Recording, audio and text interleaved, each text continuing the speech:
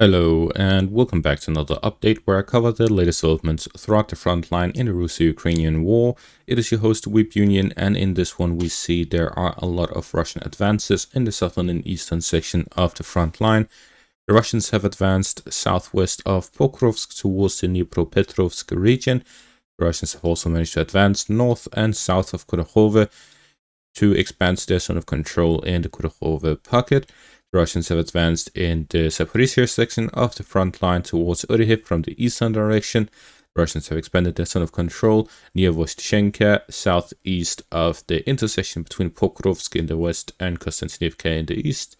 The Russians have made several advances in the Toretsk section of the front line, both within the city and in the western and eastern outskirts. Starting out in the southern direction, the Russians have managed to gain a foothold within Bilohirya following recent advances a couple of weeks ago, where the Russians managed to reach the outskirts of the settlement. They now have managed to gain a foothold within the eastern outskirts of it and are fighting within the settlements. This is confirmed with this geolocated footage of the Russian presence within the settlement as they are getting struck by Ukrainian FPV drones in this section of the front line. Similar to the Serbets River line near Liman, Orikhiv is a center for a lot of Ukrainian FPV drone operators, which makes it difficult for the Russians to launch any sort of offensive operation in this section of the front line. At the same time, the Ukrainians have not really used that many of their soldiers in the Zaporizhzhia section of the front line, so they are fully equipped, fully armed, well rested, and have had plenty of time to prepare for any offensive operations by the Russians, considering it's been over a year since the 2023 Ukrainian summer offensive. It's been a year and a half to be exact. So with this, we see that the Russians continue some positional fighting in the Zaporizhzhia section with some back and forth between the Russian and Ukrainian forces.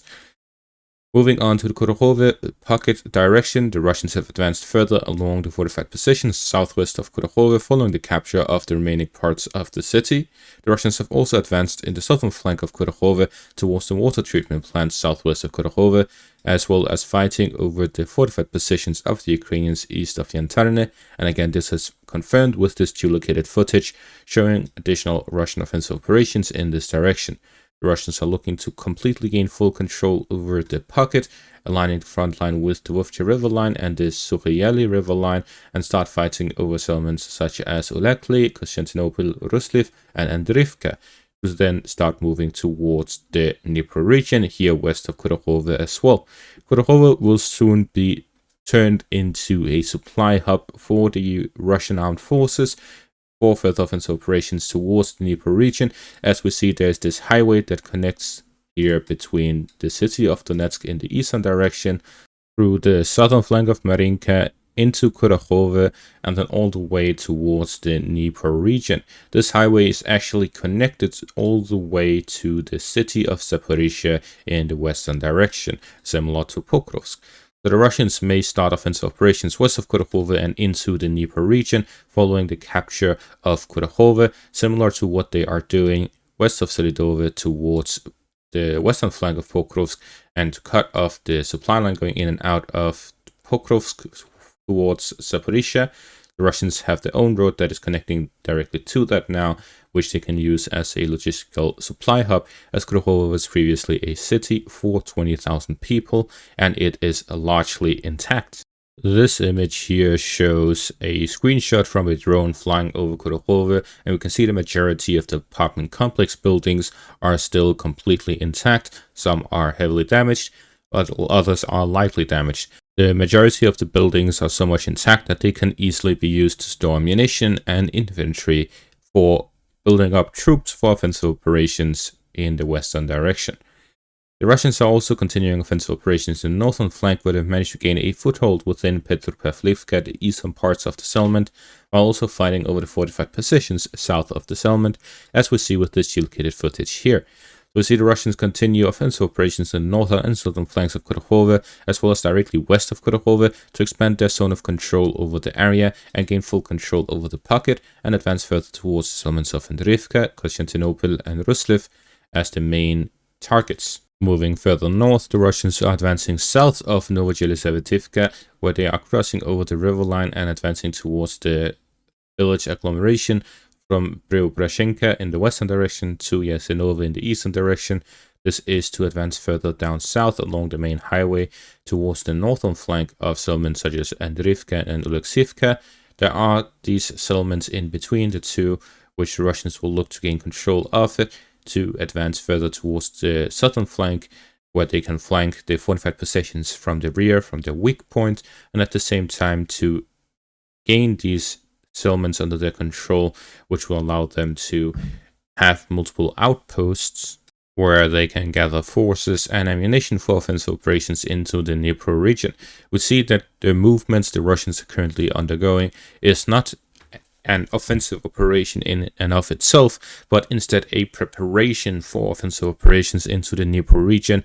as the targets of the Russian operations is not fortified positions and is not to gain control over the Ukrainian defensive positions, because these are hardly any of them left in the Donetsk region. However, the Russians are taking mainly control over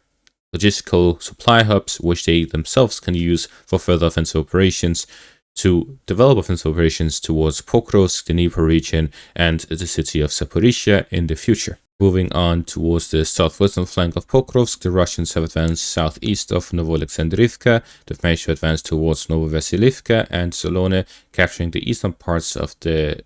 settlement of Novovasilivka and the western parts of Solone, pushing the Ukrainians to the western outskirts, as the Russians continue to push towards the Dnipro region here along the Solona River, and to move further towards Udashne through the push west of Vovkove. So we see several advances by the Russians here as well.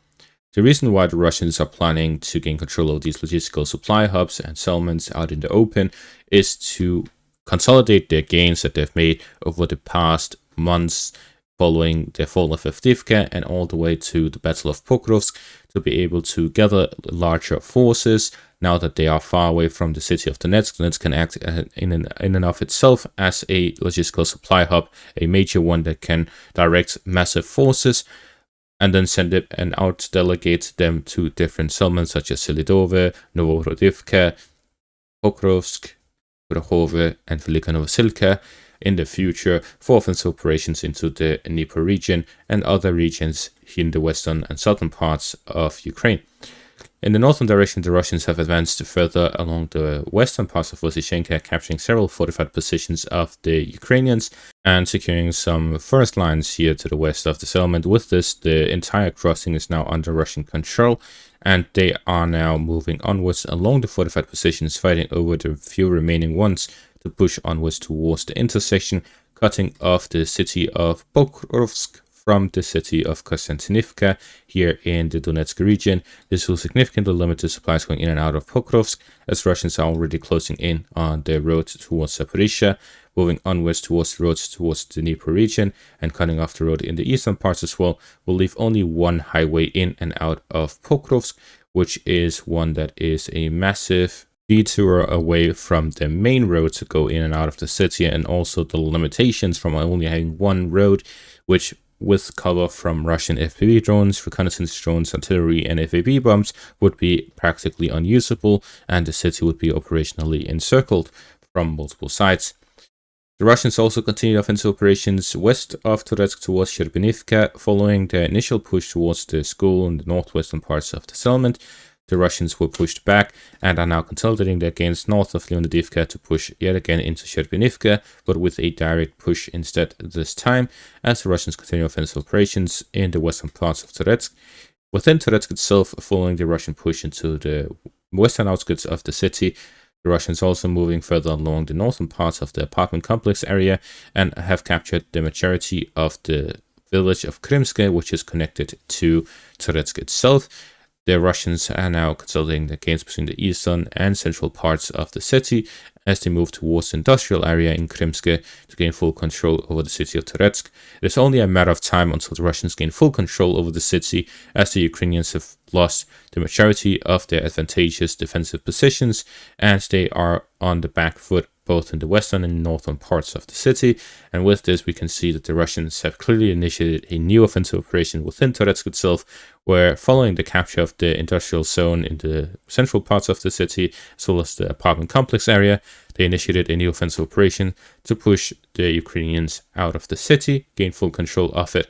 and then develop offensive operations further from that point on. In conclusion, we see that the Russians continued offensive operations mainly focused around the southern and eastern section of the front line. Although there are likely some developments in other sections of the front line, they are limited in scale compared to the main effort going through the southern parts of the Donetsk region, as well as the eastern parts, where there is the furthest distance between the front line positions and the border area. This is due to the Russian limited movement from the 2014 line of defense, which was situated around Toretsk and New York. Following the capture of both of these cities, the Russians will continue the offensive operations away from the 2014 line of defense and onwards to the